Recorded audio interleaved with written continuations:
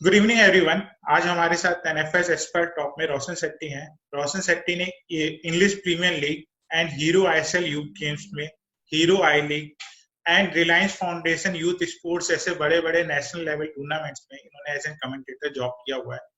और मैं आपको ये भी बताना चाहता हूँ, मैं और रोशन एक ही कॉलेज में पढ़े हुए हैं। हम लोगों ने साथ में अपना स्पोर्ट्स मैनेजमेंट किया है। और स्पोर्ट्स मैनेजमेंट में जब हम लोग कर रहे थे, ये हमारे लिए इंस्पिरेशन थे पब्लिक स्पीकिंग में।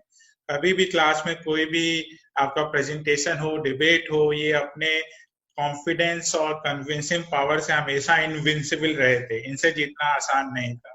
तो आइए रोशन, आपका हमारे शो में स्वागत है। Thank you so much, Devav, and it's indeed a privilege to, of course, join back with you. आपके साथ फिर से एक कॉलेज के बाद एक ज्वाइन होना एक बहुत ही मुझे अच्छा लग रहा है। मेरी हिंदी थोड़ी सी ब्रोकन है, बट मैं पूरी कोशिश करूंगा कि मैं हिंदी में आपके साथ एज मच एज पॉसिबल मैं आफ्टर दिस सेशन प्रॉब्ली एक हम ऐसे कुछ तो कर सके कि हमारे जो व्यूअर्स है वो कुछ तो हमारे साथ सीख के जा सके। मैं पूरी कोशिश जरूर करूंगा। Thank you Roshan for that. और बाकी अभी कैसा चल रहा है आपका लॉकडाउन में? पूछे मत, घर पे ऑफ कोर्स है, हम नए नए तरीके सीख रहे हैं। साफ सफाई करना, घर के बर्तन धोना और बहुत सारे lot of these things just trying to make around some innovative things जिसमें हम इसकी एफिशिएंसी हम और ठीक से बढ़ा सके। और घर पे जितने भी काम होते हैं फर्स्ट तो वही चल रहा है, सबका स्टोरी वही है मेजरली। अभी जैसे मैं ट्राई टू आपकी यूटिलाइज माय टाइम। अभी जैसे मैं आपकी मोटिवेशनल स्पीच सुन रहा था, the power of practice every day. तो आप राइट अभी राइट कुछ राइट। प्रैक्टिस कर रहे हैं एवरी डे, मतलब उसे आप फॉलो खुद कर जी रहे हैं?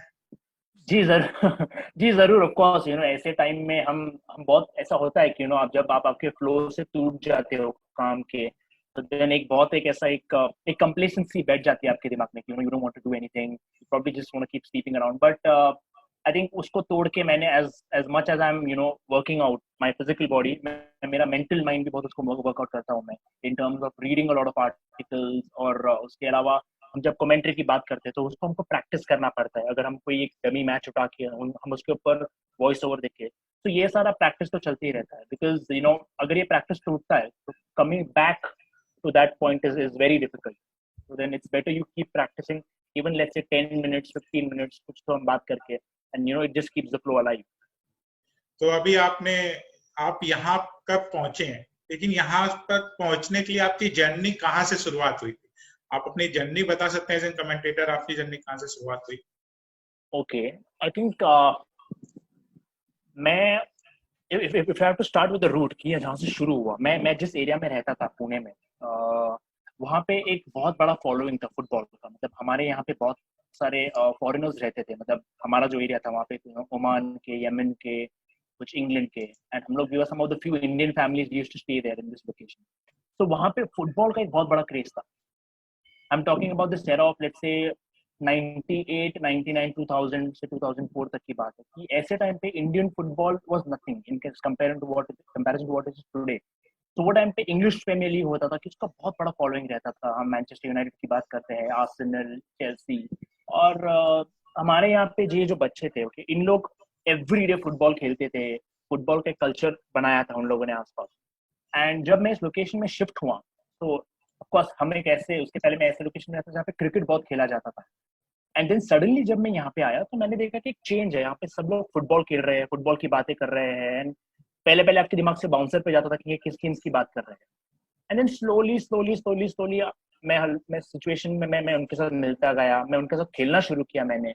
एंड वो टाइम पे जब आप इंग्लिश फुटबॉल देखते थे, इंग्लिश फुटबॉल जो अभी भी एक एक यार्डस्टिक बोल के कंसिडर किया जाता है फुटबॉल में कि it is the top notch, तो उनको जब हम देखते थे तो ऐसा हमेशा इच्छा होता था कि हमको उनके जैसा खेलना है, या हमको उनके जैसा कुछ तो ऐसा करना है कि समथिंग उसको we can try to do something similar to that. तो ऑफ कोर्स मेरी जर्नी थोड़े खेलने से शुरू हुई थी वहां पे अलॉन्ग विद दिस। एंड मुझे एक आदत थी स्कूल में या फिर ऐसे टाइम पे कि मैं इमिटेट बहुत लोगों को करता था।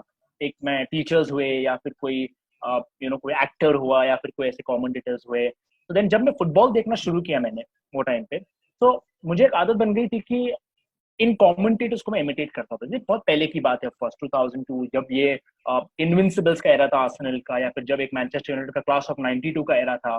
तो यहाँ पे बहुत अच्छे अच्छे नाम जो थे कमेंट्री सर्कल में इंग्लिश फुटबॉल में। तो मैं कोशिश करता था कि उनको मैं जस्ट एमुलेट कर, this is not for commentary but just as a fun element, because of course आपको मालूम है, आप जब छोटे होते हो और आपके सामने बड़े बच्चे खेलते हो तो आप सब्स्टिट्यूट्स नहीं रहते हो, आपको कभी कभी आपको खेलने में लिया जाता है। तो मेरा काम वही रहता था कि मैं बैठ के कमेंट्री कर रहा हूँ बाहर। This started as a spark that time. And then eventually इतना कुछ कॉन्शियस नहीं था ये वो टाइम पे when you are a kid. And then if I can remember, अगर मैं याद कर सकता हूँ कि मेरे कमेंट्री जर्नी एग्जैक्टली कहाँ से किक स्टार्ट हुआ, सो ये बात हमारी स्कूल की थी। हमारा स्पोर्ट्स डे होता था वो टाइम पे। एंड स्पोर्ट्स डे में हम जो हाउस के थे, वो हाउस अनफॉर्चुनेटली हर बार सेमीफाइनल्स में बाहर हो जाता था। बट हम लोग ऐसे थे कि हमको ग्राउंड पे रहना है, खेलना है, कुछ भी करना है, ग्राउंड पे ही रहना है। तो देन ऐसे हम क्या करें कि हमको क्लास में फिर ना भेजा जाए। तो देन मैंने एक दिन मैं ऐसे ही बैठा था साइड पे, हमारा फाइनल्स चल रहा था। तो मैंने ऐसे बात करना शुरू किया about the match, trying to quote unquote imitate these commentators.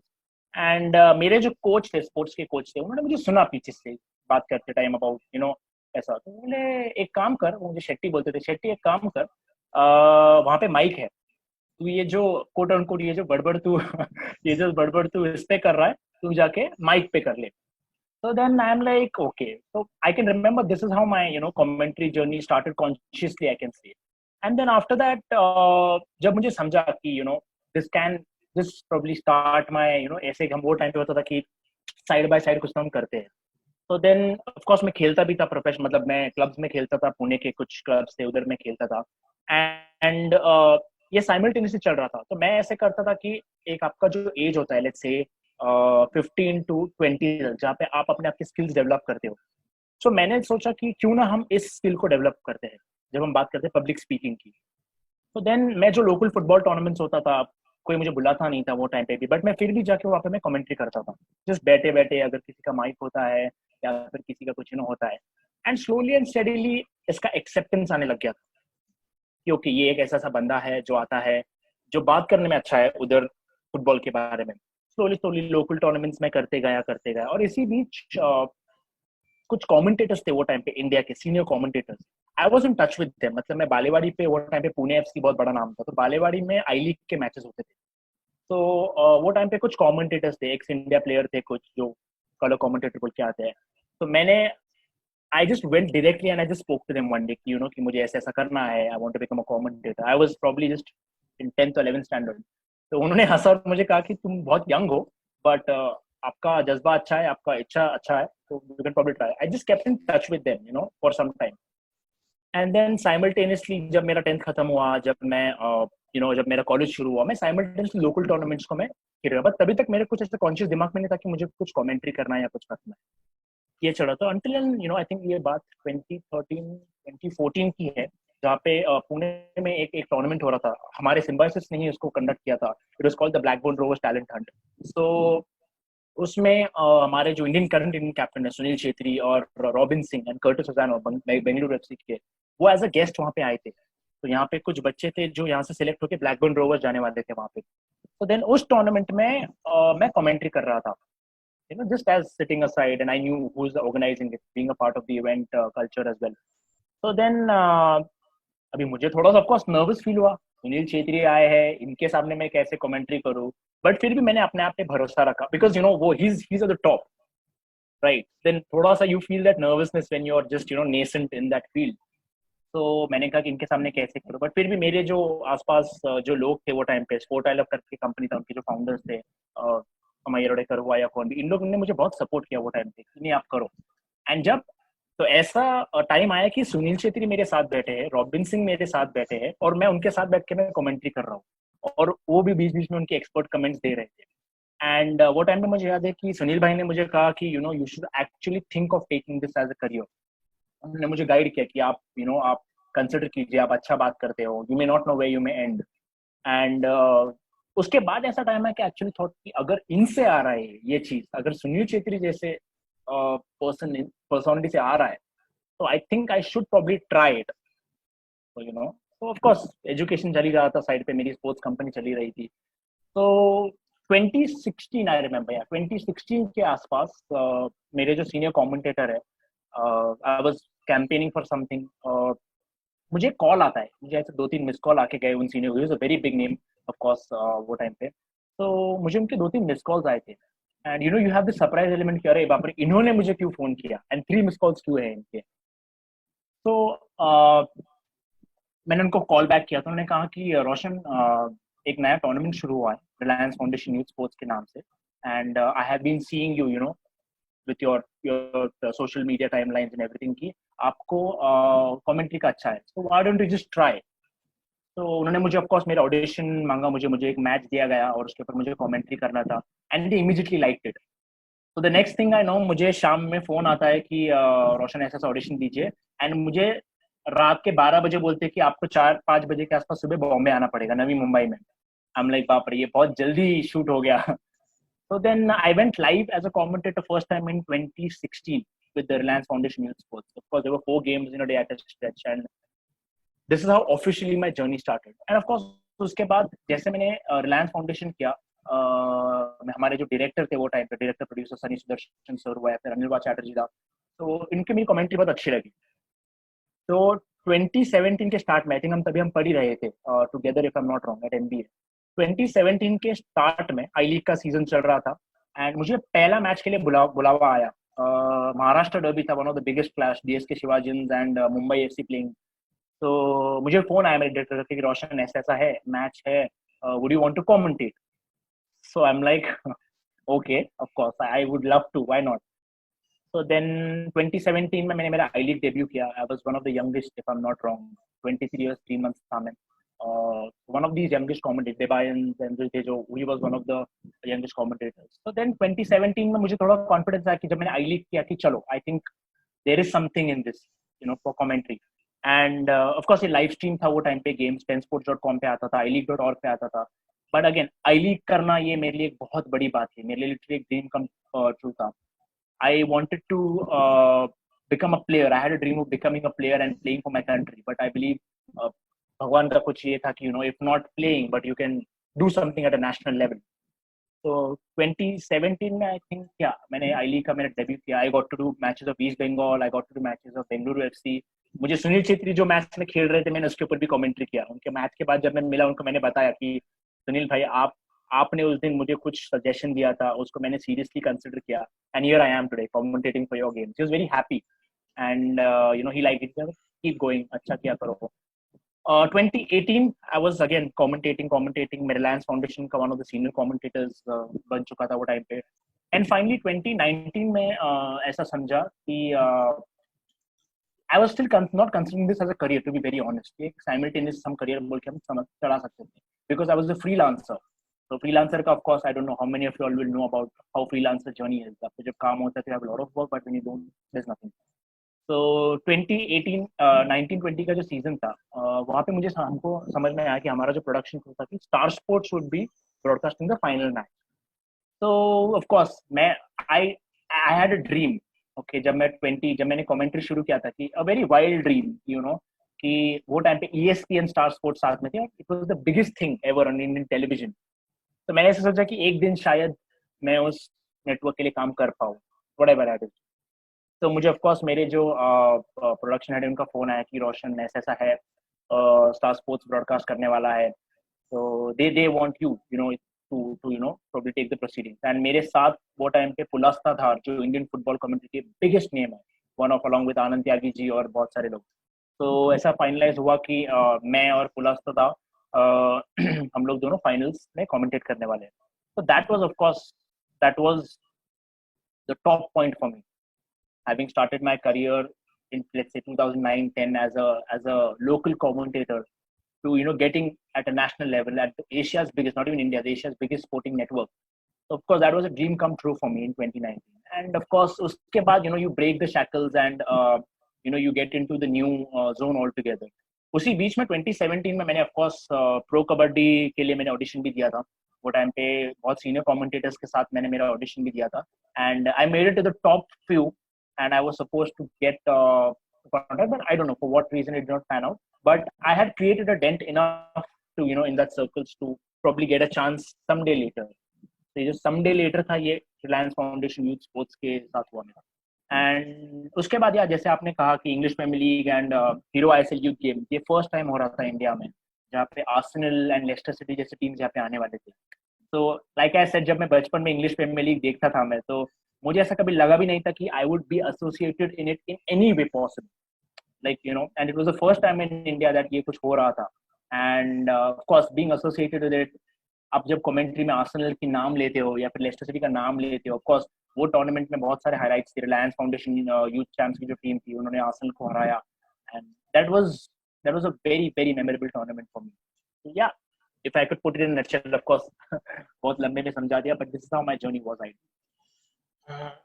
आपकी आवाज, कमेंटेटर को अपनी वॉइस में काफी मॉड्यूलेशन लाने पड़ते हैं और Right. हम देखते हैं आप वो बड़े अच्छे से कर लेते हैं, तो इसे Right. आप अपने आप को गॉड ब्लेस्ड मानते हैं कि इससे पीछे सालों की मेहनत है? नहीं, गॉड ब्लेस बोलना वो हार्डवर्क को इंसल्ट रहेगा, to be very honest. Of course God bless होता है, यू नो, कुछ आपको मिलता है, like you know, and how आप पॉइंट वन से पॉइंट आगे कैसे बढ़ाते हो उसको, that is hard work. When I realise कि मुझ में ये चीज था, तो I had to work on it a lot, and this, ये जो होता है ये मेजरली ड्रिवन बाय पैशन होता है। जब आप पैशन से कुछ काम करते हो तो आपको आपका हार्डवर्क समझ में नहीं आता है। तो मुझे इतना पैशन था कि मैं रेगुलर बैठता था दिन में 2-3 घंटा, you know, just trying to commentate, just trying to do this, trying to learn the nuances of the language. जो लैंग्वेज का एक जो हम बोलते हैं कि फुटबॉल एक ब्रॉडकास्ट लैंग्वेज एक अलग होता है, और एक हम जब यहाँ पे बात करते हैं नॉर्मली वो अलग होता है। तो उस लैंग्वेज को डेवलप करने को बहुत टाइम लगा मुझे। I would not call this a God blessed. Voice modulation करना भी, जब हम कमेंट्री में बात करते हैं, it comes out after a lot of practice. एक होता है बैरियर प्रैक्टिस का, और एक होता है बात आप जब उसको मैनिफेस्ट, जब आप उसको दुनिया के सामने दिखाते हैं। They are two different things. I think it is a lot of hard work. Even if it is God blessed, I don't think it makes justice to the hard work which goes behind it, not just for me, मेरे लिए ही नहीं, but और ऐसे बहुत सारे commentators जो होते हैं।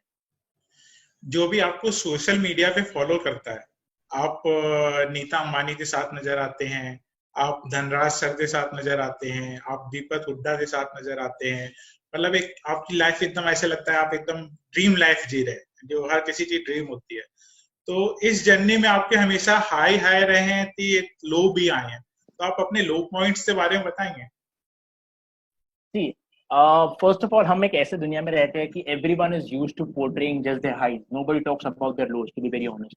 और हम सोशल मीडिया के बारे में इसमें कभी बात भी नहीं करेंगे। It's not just about you but everyone, most of us. तो I tell you one thing, मेरे लिए लोज बहुत ज्यादा रहे compare to my highs, but वो हाइज इतने हाई थे कि it it did justice to the lows, अगर आप यू नो समझ पाए। तो ऑफ कोर्स मैं जब बात कर रहा था कि 2019 जब मेरा एमबीए हुआ था, मेरा एजुकेशन खत्म हुआ था, तो किधर तो भी एक प्रेशर होता है। आप आपका एज बढ़ रहा है, आपको of course you have to earn a bread and butter for you and your family. तो बहुत सारे ऐसे यू नो होते हैं, आपके फैमिलीज होती है कि यू नो कि आप क्या कर रहे हो, ये सब इसमें क्या मिलता है आपको। एंड यू नो ये जो एक हम हर बार बात करते हैं pre conceive notions about a career like this, it's not a traditional career. आप, it was very simple for me to just do my MBA, join a job, join a company, but no, I held on to my passion. मुझे बहुत इच्छा था कि मैं you know इसको एक तरफ से लेके जाऊँ। स्पेशली आपका जो लेट्स से 24 to 30 का एज होता है, लेट्स से 28-29 तक यू कैन एक्सप्लोर। हम हर एक आदमी में एक ऐसा क्वालिटी होता है जो बहुत यूनिक होता है, जिसको वो मिल गया और जो जिसने उस पर काम किया, he goes a lot ahead. हम बात सचिन तेंदुलकर की करते हैं या फिर कोई ऐसे अलग स्पोर्ट्समैन की करते हैं। It's all about identifying that self. तो मैंने बहुत सारी चीजें एक्सप्लोर किया था उस टाइम पे। और अगर मैं बात करूँ लोज की, वन ऑफ द बिगेस्ट लोज मैं आपको बोलता हूँ कि 2017-2018 में ऑफकोर्स ये जो ये 3-4 साल थे कि एक बहुत प्रेशर आ रहा था कि you know that I should probably you know get down to a job and you know do this do that. समाज, कोट एंड कोट समाज के जो चीजें रहती है। तो 2018-19 के एंड में मैंने सोचा कि यू नो हम अब इसको कमेंट्री को प्रायोरिटी, अब थोड़ा सेकंड प्रायोरिटी पे डालते हैं हम। And you know I have my sports company, I probably try to push it up. But then when I was getting down to this phase कि यू नो जहाँ पे almost are about to give up, कि you know कि आप कर रहे हैं कोशिश, but then you are not making it to the top of the pyramid, you know जैसे हम स्टार स्पोर्ट्स कहते हैं या फिर और कोई टेलीविजन ये कहते हैं। तो आप थोड़ा सा मायूस हो जाते हैं, मन ही मन में आप मायूस हो जाते हैं। देन आपके ऊपर प्रेशर बिल्ड होता है, फाइनेंशियली होता है या फिर यू नो एक साइकोलॉजिकल प्रेशर आपका बिल्ड होते जाता है। जब मैंने सोचा कि मैं तो बेसिकली 2019-2020 का season was supposed to be my last for commentary. Since आपने लोज के बारे में पूछा है एंड आपने पूछा इसके लिए मैं बताऊंगा। 2018-2019 मैंने सोचा कि चलो इसके बाद we will keep commentary as a second priority and I'll start working more with my company or probably whatever, take up a job or something. And जब मैंने छोड़ने को मैंने ऐसा सोचा कि चलो इसके बाद हम कम करते हैं, उसी टाइम पे मुझे स्टार स्पोर्ट्स मिल गया. So that is like a major push, you know, that you get to, you know, to follow your dreams, उसको continue करने के लिए. And of course, there is always a financial pressure on you, you know, to do this, to have a particular, you know, set of a lifestyle, you know, to things like that. So ऐसे बहुत जब मैंने pro kabaddi की भी बात की थी कि मैंने had almost made it, there were commentators from all around India. Okay, कुछ I think 40-45 commentators थे across India. The best I'm talking about. आप Star Sports की बात करते हो. And you make it to the best. आप ending let's say 5 to 7 commentators तक आते हो. And then उसके बाद when you don't make it, of course it's a heartbreak. It is a big heartbreak. I can't tell you what I felt after coming there. See, आपको एक समझना जरूरी है कि इन सब में emotions बहुत जुड़ा होता है. Okay, जब आप एक कुछ ड्रीम देखते हो उसमें एक इमोशन जुड़ा होता है और जब आपको आपके डिजायर्ड इस पे आप नहीं पहुंच पाते तो it gives you big setback. It starts make you questioning yourself. तो हम जब ये क्वेश्चनिंग योर फेस के सेल्फ में आते हैं, there are two phases. Either you leave everything और यू क्वेश्चन दैट क्वेश्चन कि ऐसा क्यों हुआ and then you try to build up on that. तो मैंने आफ्टर जब मुझे वो रिजेक्शन मिला प्रो कबड्डी लीग में, you know, after that almost made the top, उसके बाद I still kept on hanging on कि नहीं चल करते हैं, let's try our level best, let's try to you know push as much as possible till I have a freedom given to me. Okay, तो मैंने जितना हो सका मैंने फुल पुश किया. आपको याद भी रहेगा कि बहुत टाइम ऐसा होता था कि मैं कॉलेज आता नहीं था because I was constantly doing some tournaments. मैं किधर तो किधर रहता था. I was you know doing a lot of auditions. I was going there, you know, just doing everything as much as possible. So I believed in my journey. I believed a lot in the journey. मैंने ऐसे सोचा कि 15 or 20 years या फिर let's say 30 or 40 years जब मैं retire हो चुका हूँगा और जब मैं बैठा रहूँगा, you know, I don't want to, you know, tell कि यार रोशन आप ऐसे कर सकते थे बट आपने किया नहीं. ये जो फीलिंग होता है ना, ये रिग्रेट का, ये बहुत डेंजरस होता है. तो but I am someone who lives my life to the fullest. बोलते हैं ना किंग साइज. आई जस्ट जो होना है, अगर हार होता है तो बहुत बड़ी हार होती है और अगर जीत होता है तो बहुत बड़ी जीत होती है, इधर साइड. तो इस तरीके का था. तो ऑफ कोर्स ये सबसे बड़ा लो था कि जब मुझे मिला नहीं तो मैं थोड़ा सा मायूस हुआ था. तो इसके लिए मैंने कंसिडर किया कि I put commentary as a second part in my life and तभी मुझे स्टार स्पोर्ट्स जैसी कुछ चीज मिल गई. तो ऑफ कोर्स ये एक थोड़ा सा एक ऐसा, ऑफ कोर्स और बहुत सारे लोज है, some worth discussing and some worth not discussing. So we I keep it to that. Sachin Tendulkar ने अपनी रिटायरमेंट स्पीच में बोला था, chase your dreams come true. यही मुझे आपकी स्टोरी से भी मोरल मिल रहा है. खैर हम दूसरे पे आते हैं कि हम जब भी मैच होता है, मैच से पहले देखते हैं खिलाड़ी वार्म अप कर रहे होते हैं, नेट प्रैक्टिस कर रहे होते हैं या शैडो प्रैक्टिस कर रहे होते हैं. तो कमेंटेटर ऐसे वो अपनी क्या प्रैक्टिस करता है मैच होने से पहले? कमेंट्री का जो प्रैक्टिस होता है, this more a lot of it depends on आप क्या करते हो when the matches are not there. Okay, for me personally I am like an artist जिसको अब अगर एक देखते कोई एक्टर होता है उसको उसके रोल में ढलना पड़ता है. तो for me it is the same. Okay, जब आप बात करते हो उसकी प्रेपरेशन की, तो अगर मुझे मालूम है कि चलो अभी लेट्स से मेरा सीजन शुरू होने वाला है, मुझे कुछ आई लीग के मैचेस मिलने वाले हैं, तो देन मैं उसका preparation already 2 months in advance शुरू करता हूँ. Okay, it's about understanding the league कि अच्छा इस बार क्या ट्रांसफर्स हो रहा है, इस बार कौन सी टीम के कितने चांसेस है, फोरकास्टिंग करना पड़ता है. फिर you know you have to see commentary is not just a job of going and talking. Okay, there's a lot more to that. आप you have to talk with a substance. आप अगर ऐसे ही बात करें तो you may end up boring the viewers. So my philosophy of commentary majorly जब मैं prepare करता हूँ तो I like to go a lot into let's say what is unheard and what is unsaid. Okay, तो मैं viewers को वो दिखाने की कोशिश करता हूँ जो already मतलब जो लोगों को मालूम नहीं रहेगा. ओके, सो मेरा preparation basically starts let's say हम अगर हमारा अपना जो सीजन होता है कमेंट्री का, लेट्स से रिलायंस फाउंडेशन का, it starts somewhere around I think सितंबर अगस्त एंडिंग सितंबर के आसपास. तो मैं 2 months इन एडवांस उसका प्रिपरेशन में शुरू कर देता हूँ. ऑफ सीजन के बाद 1 महीना कुछ रेस्ट लेके देन शुरू कर देता हूँ. And when it's a high let's say when it's a high magnitude clash, okay, जहाँ पे आई लीग की जब हम बात करते हैं या फिर रिलायंस फाउंडेशन की भी बात करते हैं, तो एक मैच के पहले I literally close my self like you no in a room. मैं बंद कर देता हूँ अपने आप को रूम में. I tie the room off. I don't allow anybody to talk to me. I don't talk to anyone. And it is just that 7 to 8 hours of rigorous preparation. Then उसमें मैं सब सारे statistics की मैं कोशिश करता हूँ जानने की. एक ट्रेंड जो हम बोलते हैं कि अगर कोई एक टीम है वो लास्ट 5 गेम्स से 2 गेम जीता है, 1 गेम हारा है, फिर 2 गेम जीता है, तो ऐसा क्यों है? उसके सब्सटीट्यूशन में कुछ प्रॉब्लम हुआ है, उनके मैनेजरियल डिसीजंस का कुछ प्रॉब्लम हुआ है। तो it's all about getting into the depth of all the situation and understanding. उसमें आपको आपका स्टैट्स आता है, आपको स्टैट्स समझना पड़ता है। आप गेम के कुछ ट्रेंड्स है कि कोई अगर प्लेयर इंजर्ड हो तो आपको ये सब बेसिकली समझना पड़ता है। तो preparation, it's of course it's a high pressure job. You are on record, आप लाइव होते हो। ओके, सो एक बहुत हाई प्रेशर जॉब होता है। तो इसका प्रेपरेशन, आपका प्रैक्टिस जितना स्मूथ रहेगा, प्रैक्टिस जितना ज्यादा करोगे, उतना आपको मैच इजी होता है। तो everything is pre the match. Post match जब हम मैच करते हैं, जस्ट कि आप आके सिर्फ बात कर रहे हो about what you already know, तो in that way it's very easy. हम किसी भी एथलीट के पीछे वो स्पोर्ट्स चुनने से पीछे उसका एक स्पोर्ट्स पर्सन होते हैं जो उससे आइडल होते हैं। जैसे इंडिया में सचिन तेंदुलकर हुए, फुटबॉल में सुनील छेत्री हैं। ऐसे आपका कमेंट्री जब आपने बनना चाहते थे एज एन कमेंटेटर, तो आप किन्हें फॉलो करते थे और क्या आपने उनके जैसा बनने की कभी कोशिश करी? क्या आप उन्हें कॉपी करते थे कमेंट्री करते हुए? See, of course, जब आपका initial phase होता है, when that seed is sown in yourself, in your heart, you want to do something, it comes from something, वो किसी से तो आता ही है। तो of course वो टाइम पे अगर आपको याद रहेगा, WWE बहुत पॉपुलर होता था और उनके जो अनाउंसर्स थे, जिम रॉस या फिर जेरी द किंग लॉयर, इन लोग सब जो अनाउंस करते थे, they had a major influence.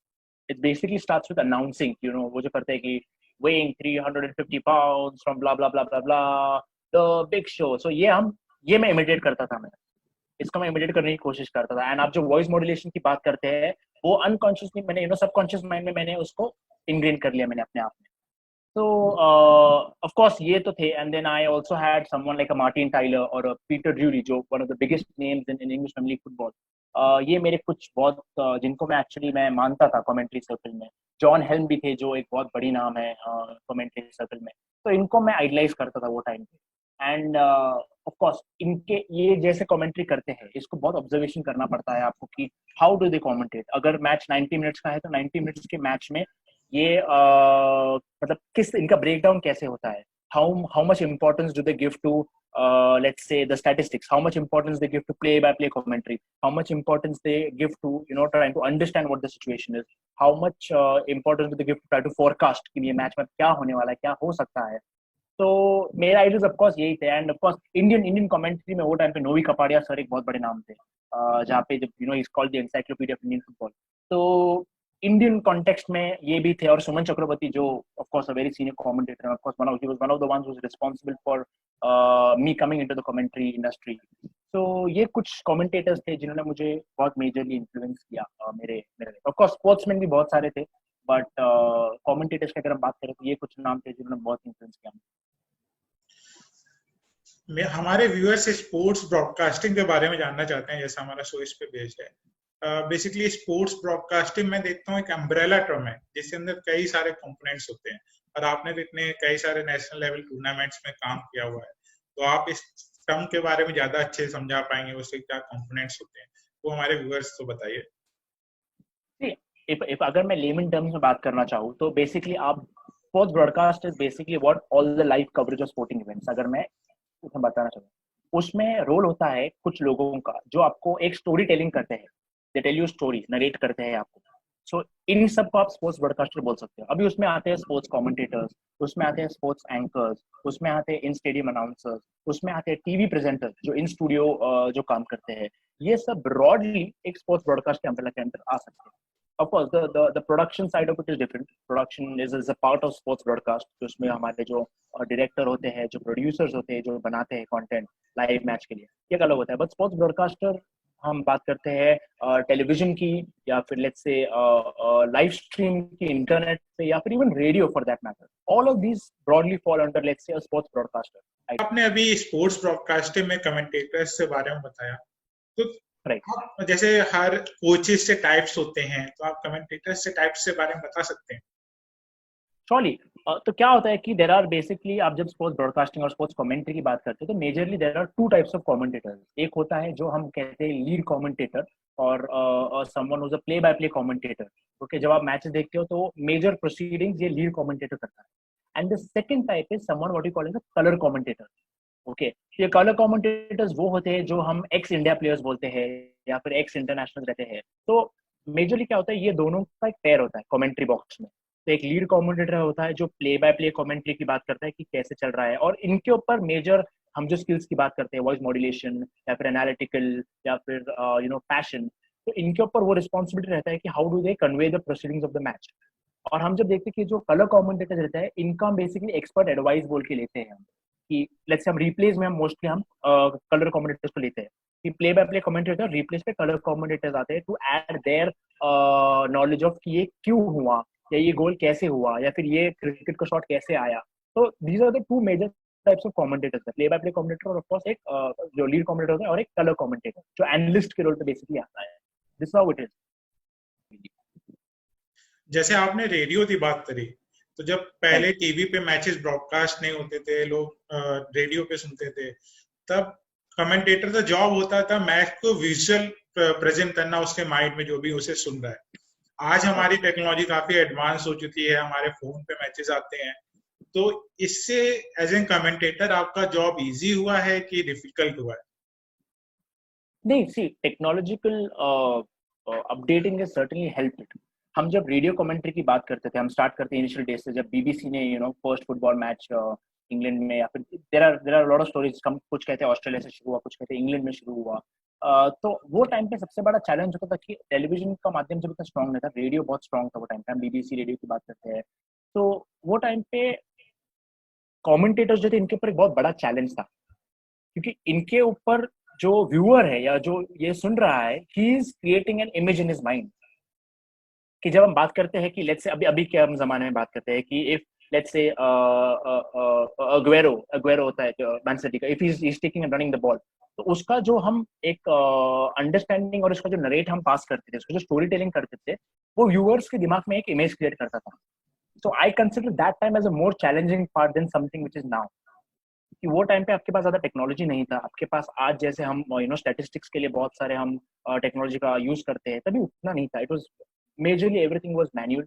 And वो टाइम पे एक बहुत मेजर चैलेंज होता है कि रेडियो के माध्यम से आप एक आपके व्यूअर को या फिर आपके जो लिसनर है उसको आप इमेजिन कैसे करवाते हो, how do you put the story telling in his brain and imagine see. And this is very important to understand कि ये story telling creates an emotion in that person. कि जब आप बात करो लास्ट 10 मिनट्स की बात है, if Manchester United is playing a Middlesbrough ऐसा, और आप इसको नरेट कर रहे हैं, और लास्ट के 10-15 मिनट्स का एक बहुत क्रूशियल फ्रेज है ये, आप एक लिसनर के दिमाग में आप एक इमोशन क्रिएट कर रहे हो। तो you understand how important this process is, कि आप you are the bridge between what's happening on the field and the listener. तो ये ब्रिज का जो काम होता है, ये बहुत इंपॉर्टेंट होता है in this entire interest. And of course technological update जब आया, तो it is in benefit for us, it can never be harming us. It helps you ease your process, but having said that, आपका base काम कोई और नहीं कर सकता, ये आपको ही करना पड़ता है। आप रिलायंस फाउंडेशन यूथ स्पोर्ट्स का 2000 मीटर्स जूनियर गर्ल्स का एथलीट हो रहा था, इवेंट हो रहा था, और आप उसमें आप कमेंटिंग कर रहे थे। तो जब रेस में कमेंटिंग करते हैं, तो हाउ डिफिकल्ट इट बिकम, मतलब एक फुटबॉल मैच में जहाँ हर सेकंड पे कुछ नया हो रहा है, या किसी भी कबड्डी में हर सेकंड कुछ नया हो रहा है, और ये एथलीट जिसमें जो केवल रन कर रहे हैं और स्टार्टिंग और एंड पोजीशन पे कोई रिजल्ट हमें मिलता है, डेफिनेट रिजल्ट मिल रहा है, तो आप ऐसे इवेंट के लिए कैसे तैयारी करते हैं? हर इवेंट का प्रिपरेशन अलग अलग होता है, you have to understand. Okay, सबसे first if I can broadly talk about, आपने ये मेरे एक रेस की बात की आपने 2000 मीटर, मैंने ऑफ कोर्स मैं रिलायंस फाउंडेशन के एथलेटिक्स पूरा कवर करा था, national events, but when you talk about certain skill set that you require, हम जब बात करते हैं कमेंटेटर्स को क्या स्किल सेट की जरूरत होती है, तो उसमें सबसे पहले होता है passion. Okay, you have to understand the base की ये कहाँ से आता है। मैं जब मैं बोल रही हूँ कि अलग अलग स्पोर्ट्स, इसका सबसे पहले होता है पैशन। ओके, अभी उस पैशन का कोई सब्स्टिट्यूट नहीं है। जैसे मैंने आपको कहा कि अगर आप पैशन आप में रहता, तो आप इजीली आपके हार्डवर्क उसको पुश कर लेता है, and the hard work is underline by the passion, वो नीचे रह जाता है, आपको समझ भी नहीं आता है। तो जब हम बात करते हैं स्पोर्ट की, it is deep deep knowledge about that sport. Football is different, athletics is different, kabaddi is different. तो आपको हर स्पोर्ट के इन डेप्थ जाना पड़ता है, अंडरस्टैंडिंग द स्पोर्ट। स्पेशली जब मैं आपको बोलता हूँ, जब मैं प्रो कबड्डी के लिए जब मैं ऑडिशन कर रहा था, तो कबड्डी का जो एक्शन होता है ये बहुत क्विक होता है, 30 सेकंड का ग्रेड होता है, 30-40 सेकंड का ग्रेड होता है। उसमें मल्टीपल चीज, जब आप स्पोर्ट्स ब्रॉडकास्ट की बात कर रहे हो, ओके, अगर मैं आपको इन डेप्थ इसमें लेके जा सकूं, तो आपके पास you have a director who is on earpiece too. आपके साथ डायरेक्टर होता है जो आपको बोलते रहता है कि ओके अभी ये एक्शन है, ये है, ओके। आपके सामने विजुअल्स होता है, प्लेयर्स ऑलरेडी खेल रहे हैं, ओके। आपके नीचे ग्राफिक्स होता है, ओके, जो आपको बताता है कि ये कितना रेड है या फिर ये कितने सेकंड्स रह गए हैं। और आपके सामने आपके खुद का एक प्रेपरेशन का शीट होता है जो आप एक एक लोगों को आपको बताना चाहते हो इन दैट वे। तो इसका जो चैलेंज होता है, it's all about streamlining your thoughts, okay. It's all about streamlining your thoughts and putting it as simple as possible to the viewer. ये मल्टीपल चीजों का आपको इनपुट आते रहता है, आपके डायरेक्टर से, आपको विजुअल से, आपके ग्राफिक्स से, आपको अलग अलग चीजें आपको, और इस सब को आपको एक बॉक्स में बंद करके एक लाइन आपको you have to deliver that way. So athletics की जब हम बात करते हैं, लेट्स से 2000 मीटर्स थोड़ा लंबा रेस होता है, 100 meters is probably 10 seconds, 10 to 12 seconds. तो आपको 10 टू 12 सेकंड्स को आप कैसे एक्साइटिंग बनाते हो, staying with the images that are shown to you. आपको एक एक विजुअल मिलता है, आपको एक एक ब्रेक डाउन मिलता है कि आप लेट्स से अगर आप 100 मीटर्स की बात कर रहे हो, तो 100 मीटर्स में फर्स्ट 30 मीटर्स में उनका उनका स्ट्राइडिंग कैसा होता है, उसके आगे फिर रेस को कौन डोमिनेट करता है।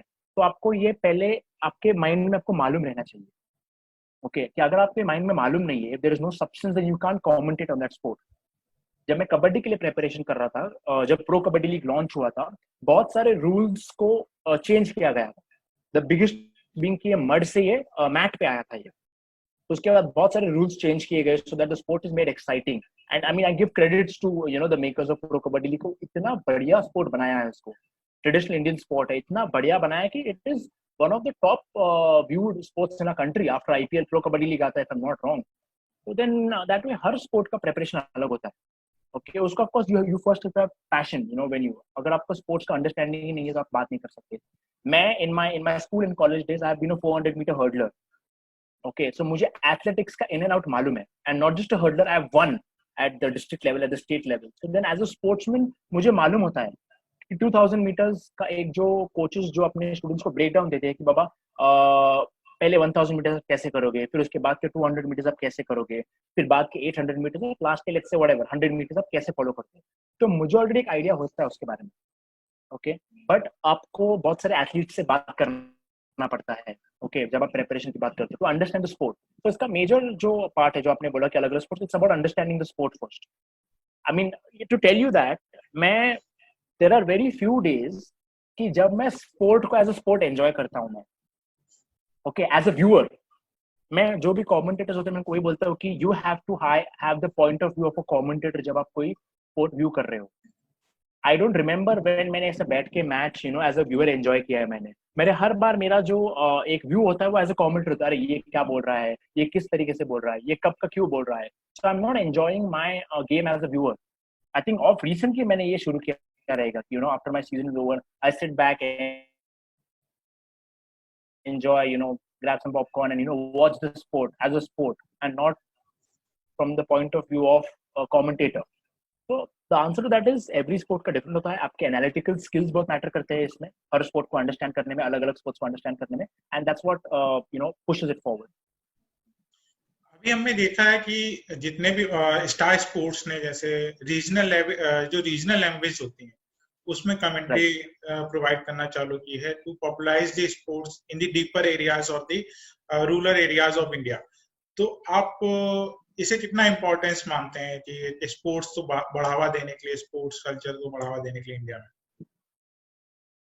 नहीं, ये बहुत जरूरी है। अगर हमारे पास इतना मैसिव पॉपुलेशन है और इतना बड़ा व्यूअरशिप का एक पोटेंशियल है, तो उसको एक्सप्लोर करना बहुत जरूरी है। और यही चीज स्टार स्पोर्ट्स ने एंड मशाल स्पोर्ट्स ने, प्रो कबड्डी लीग की अगर हम बात करते हैं example, it was one of the first sports की मेजर लैंग्वेज में उन्होंने शुरू किया। तमिल, तेलुगु, बंगाली, कन्नड़ा, मराठी, बहुत सारे उन्होंने एक्सप्लोर किया, एंड इसका सक्सेस भी इनको बहुत ज्यादा मिला।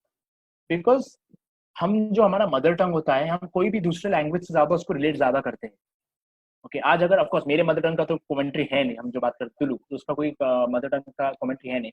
बट जब मैं ऐसे लैंग्वेज भी सुनता हूँ जो जिसके साथ मैं बहुत कंफर्टेबल हूँ, तो उसका रेलिवेंस बढ़ता है, उसका प्रॉक्सिमिटी वो स्पोर्ट को बढ़ता है। और इसी चीज का मालूमात करते हुए स्टार स्पोर्ट्स ने मेजर मल्टीपल लैंग्वेज में इसका ब्रॉडकास्ट शुरू किया। एंड सबसे बड़ा जो बात था, which was the newest breaking barriers, उन्होंने एक डेडिकेटेड चैनल बनाया to that language कि Star Sports तमिल है, फिर Star Sports तेलुगु है. So all these things helps in the viewership of the sport. Okay, जब व्यूअरशिप बढ़ता है स्पोर्ट्स का, तो उसमें बहुत ज्यादा ट्रैक्शन बढ़ता है, उसमें उसके बेनिफिट्स बढ़ते हैं, कमर्शियल जो एस्पेक्ट्स हम बात करते हैं उसको बहुत हेल्प करता है लीग के लिए. तो that's why it had to be explored. And मैं जो अपकमिंग कमेंटेटर्स हैं उनको ये भी बोलना चाहता हूँ कि रीजनल कमेंट्री के लिए अभी बहुत सारा स्कोप है. If you are someone, you know, if you are very strong, मैं हमेशा एक जो भी मेरे से बात करता है कि हम कमेंट्री कैसे शुरू करें, मैं इनको यही बोलता हूँ कि you have to have a one primary strong language. You have to have one strong language built in yourself. For me, अगर मेरे लिए वो इंग्लिश है तो किसी और के लिए वो तेलुगु रह सकता है, किसी और के लिए वो तमिल रह सकता है, किसी और के लिए वो कन्नड़ रह सकता है. तो अगर आप उस पर डेवलप करते हो वो लैंग्वेज पे, यू मे नॉट नो कब आपकी जरूरत पड़ेगी in that motive. So regional language का ये करना ये बहुत अच्छा स्टेप था, and it helped penetrate into a lot of houses, and which led to the popularity of the sport kabaddi that way. हाँ, अभी जैसे हम बात कर रहे थे, पहले रेडियो पे कमेंट्री होती थी या फिर ब्रॉडकास्ट होने लगा, टीवी पे आती है, तो एक बॉडी लैंग्वेज भी आती है जो आपका इम्पोर्टेंस रोल प्ले करती है आपका कमेंट्री करते हुए जब आप टीवी पे होते हैं. Okay. इससे पहले तो आप Okay. आते नहीं थे. और हमने कॉलेज में आपको खुद ऑब्जर्व किया है, जो आपका कॉन्फिडेंस होता था, बॉडी लैंग्वेज होती थी, वो सबसे अलग होती थी. तो उस पे आप कैसे काम करते हैं? See, इसके लिए सबसे पहले आपको यू हैव टू इंट्रोस्पेक्ट. आपको आपके बारे में प्लस और माइनस क्या है इसका आपको समझ की जरूरत है. ओके, अगर हम बात करेंगे पब्लिक स्पीकिंग की, फॉर दैट मैटर, ये जो ब्रॉडर अम्ब्रेला के अंदर जो आता है प्रेजेंटिंग, तो उसमें आपको अंडरस्टैंड करना है कि आपका वीक पॉइंट क्या है और आपका प्लस पॉइंट क्या है. Okay, body language like in communication mode is the biggest mode of communication. Something which is आपका जो ऑफ कम्युनिकेशन है, more than what you speak, आपका body language is the biggest source of what you convey. So this majorly comes out after a lot of practice. बहुत practice के बाद ये level का practice की just becomes a part of your life. Okay, हम जब practice की बात करते हैं तो आपको एवरीडे लेट्स से आपको मिरर के सामने प्रैक्टिस करना चाहिए ऑफ हाउ यू टॉक. फिर यू नो अभी का जो नया जनरेशन है कि कैमरा के सामने, इट डज नॉट मैटर कि आपको कोई देख रहा है या नहीं, you have to see that every day. Okay, आप जब मिरर के सामने करते हो तो आपको समझ में आता है कि आपका स्टैंडिंग पोस्चर क्या होना चाहिए, आपके हैंड के मूवमेंट्स कैसे रहने चाहिए, आपका फेस का टिल्ट कितना रहना चाहिए, आपको टिपिकल वर्ड्स पे एम्फसाइज कैसे करता आना चाहिए जब आप वॉइस मॉड्यूलेशन की बात करते हो. लाइक जब मैंने रिलायंस फाउंडेशन के लिए मैंने पोस्ट मैच प्रेजेंटेशन किया था मैंने. ओके, तो वो टाइम पे आपका जो कैमरा के सामने जो पर्सोना है, ओके, वो अलग, it has to show up to your best. It has to be the best version of yourself. So it comes out majorly after a lot of practice. तो बहुत practice लगता है, and that practice is first initiated by introspection. कि आपको समझने की जरूरत है कि मेरे में कमी कहाँ में है और मैं वो कमी को कैसे डेवलप कर सकता हूँ. So I think practice is the major answer to that. आपने अभी बताया था आपका मेन जॉब होता है इमोशन क्रिएट करना व्यूअर्स के लिए, व्यूअर्स के मन में. तो आप भी तो एक एज ए पर्सन है, कमेंटेटर है वो बात अलग है, बट एज ए पर्सन है, और आप जैसे मैच में कमेंट्री कर रहे हैं जहां पे आपकी फेवरेट टीम हार रही है, तब आप अपने इमोशंस Okay. को कैसे साइड में रखते हैं और अपने मैच पे कर सकते हैं? Right. See, as a commentator, मुझे like I said, जब मैं एक व्यूअर होता हूँ तो मैं व्यूअर का कैप पहनता हूँ मैं. Okay, but when I talk about a commentator, जब मैं कमेंटेटिंग करता हूँ तो मुझे व्यूअर का कैप निकाल के फेंकना पड़ता है. I have don the cap of a commentator, and as a commentator I can not be biased to anyone. Okay, मेरा जॉब ये होता है कि मुझे प्रोसीडिंग्स को बेटर से बेटर तरीके में नरेट करना है टू ऑल द व्यूअर्स. तो आप जब बात कर रहे थे ऐसे एक सिचुएशन की, तो जब मैंने इंग्लिश प्रीमियर लीग और यूरो आईएसएल यूथ गेम्स किया था, तो एक ऐसा मैच था कि Reliance foundation young champs was taking on Arsenal. Okay, तो वो मैच में of course it's in short ये इंडिया वर्सेस इंग्लैंड की मैच है.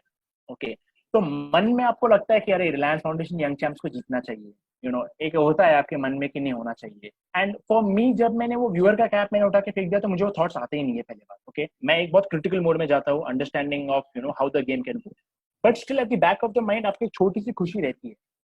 But the art of commentary is to never let that out, and you have to be you know pretty neutral on both sides of understanding. Okay, हम जब critical इसकी बात करते हैं कि हम अगर कोई टीम को क्रिटिसाइज करते हैं तो it has to be constructive criticism. उसको हम कंस्ट्रक्टिव क्रिटिसिज्म के तौर पे उसको हमने आगे करना चाहिए उसको. Okay, rather than just being criticized about how the players are playing. आपको थोड़ी सी empathy रहना चाहिए. Why does the player play the way he's playing? उसका psychological impact कैसा रह सकता है?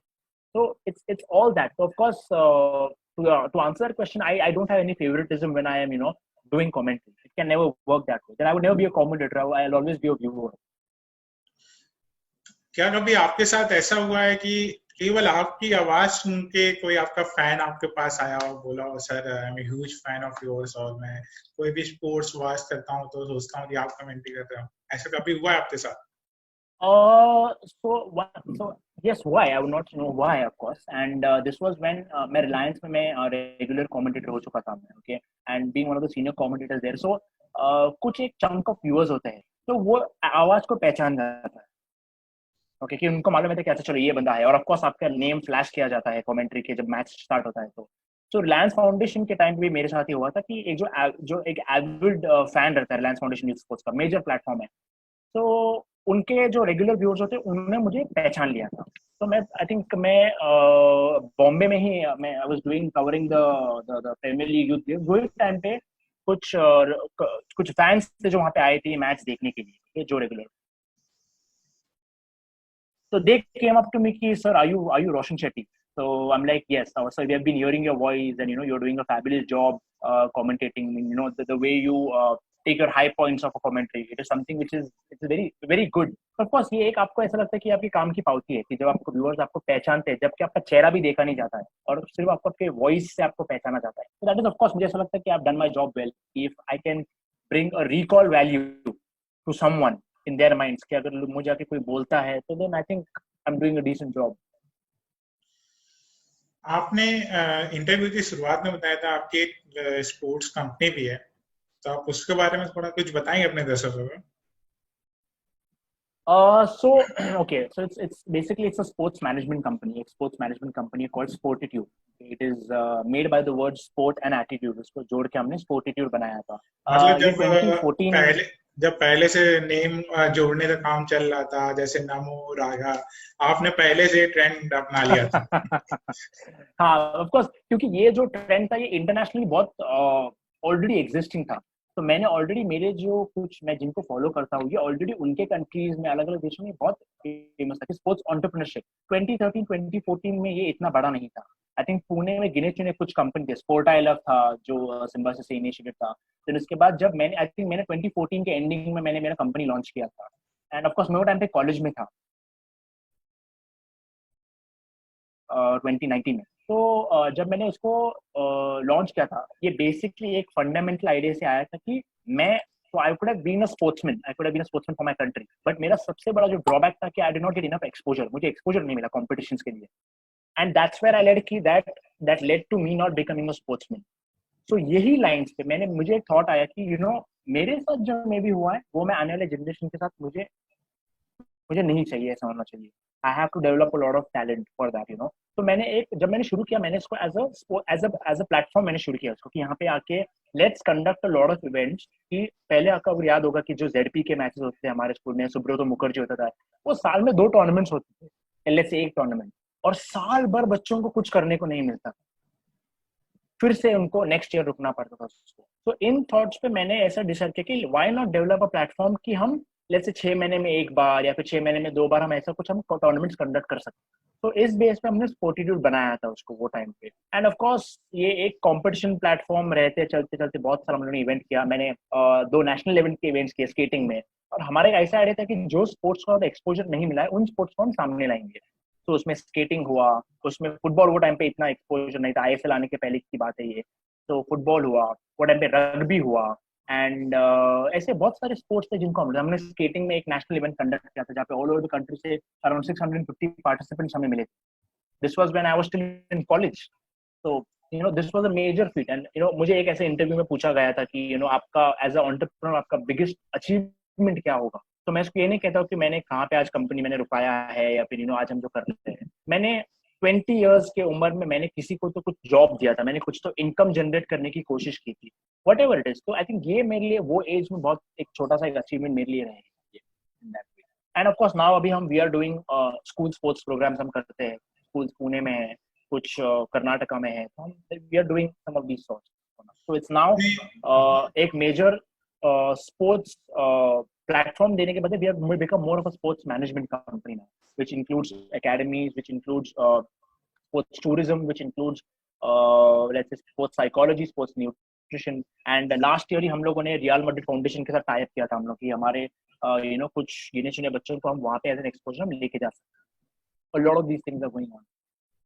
आपने अभी स्कूल स्पोर्ट्स प्रोग्राम की बात करी, तो हम देखते हैं कि आप काफी सारे स्कूल्स में एज ए चीफ गेस्ट आते रहते हैं स्पोर्ट्स डेस्ट में. आप एज ए मॉडरेटर भी जाते हैं यूनिवर्सिटीज में फॉर डिबेट्स.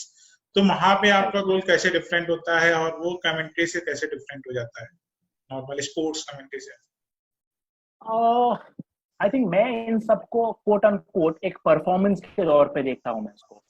Okay, मेरे लिए it's about how someone एक एक्टर जैसे फिल्म में होता है. That's how I personally I still say कि I am more of an artist than anything else. Okay, तो जब आप एक डिफरेंशिएट करते हो कमेंट्री की और let's say being a moderator at a panel discussion let's say, तो पैनल डिस्कशन में I think मे बी थोड़ा प्रेशर कम होता है. As a moderator maybe आपको प्रेशर कम होता है, because of course both are real time. आप कमेंट्री भी रियल टाइम कर रहे हो और आप मॉडरेटिंग भी आप रियल टाइम कर रहे हो, तो मेरे हिसाब से थोड़ा प्रेशर कम होता है in terms of the difference. Or else the basic principles of public speaking remains the same.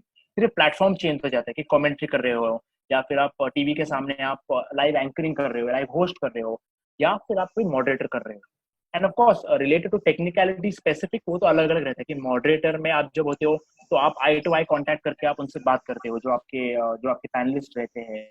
And that's for me it is much more easier than sports commentary for that matter.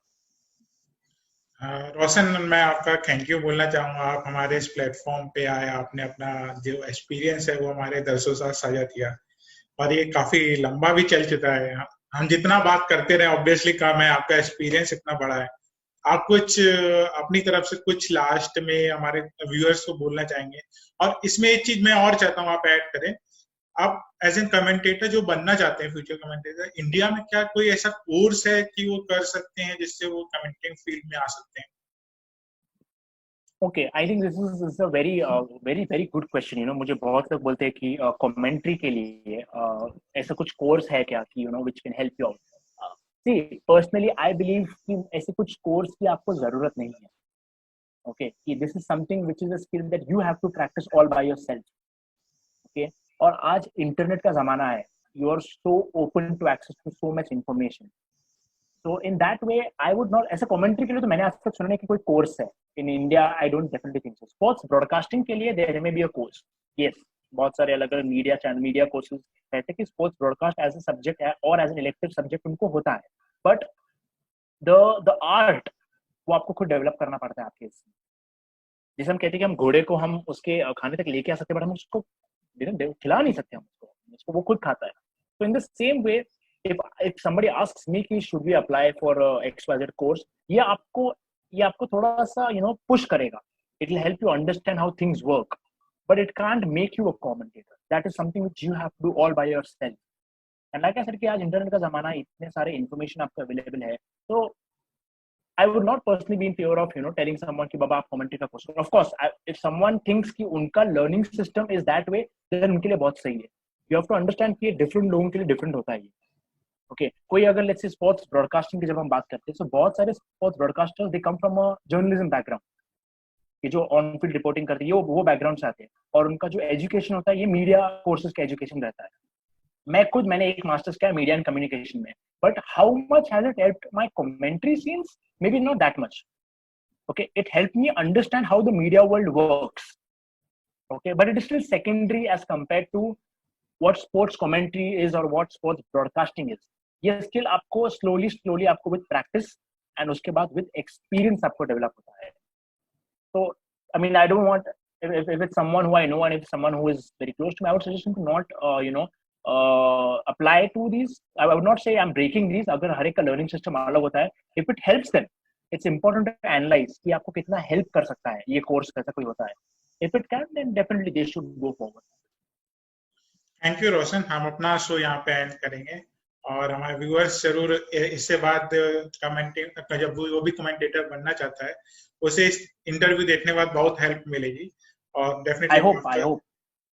definitely I certainly hope, because like I said, I certainly hope that at the end of the session, if there is something which the buzzing commentators or the upcoming commentators or sports broadcaster or someone wants to host, अगर वो कुछ भी लेना चाहता है, like I said, कि just to give closing statement, कि what are involved, with your commentary. I think this just helps all of those people who are nascent. And जैसे मेरी स्टोरी रही, आई होप ऐसे बहुत सारे नहीं उभरते कमेंटेटर्स हमारे देश से निकले जो नॉट ओनली इंडिया लेवल पे बट वर्ल्ड लेवल पे काम कर सकते. Okay. Thank you, Roshan. Thank you so much. Bhaiya. Okay. Bye. nfsporttech.com